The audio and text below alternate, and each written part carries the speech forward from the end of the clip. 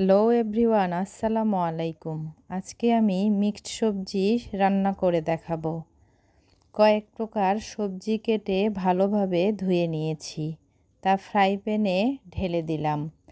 এবার কিছু পেঁয়াজ কুচি দিয়ে দিলাম, কিছু কাঁচামরিচ কেটে দিলাম, 2 চামচ রসুন বাটা দিয়ে দিব,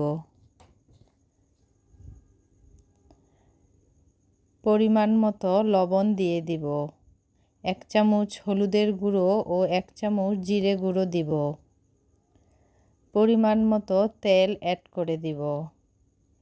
এবার সব উপকরণ ভালোভাবে নেড়ে নিব। তারপর অল্প একটু পানি অ্যাড করে দিব। এবার ঢাকনা দিয়ে চুলা অন করে দিব।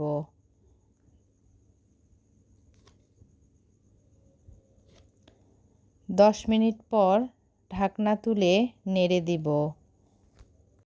তারপর মিডিয়াম আঁচে কিছুক্ষণ রেখে পানি শুকিয়ে গেলে তা নামিয়ে নিব।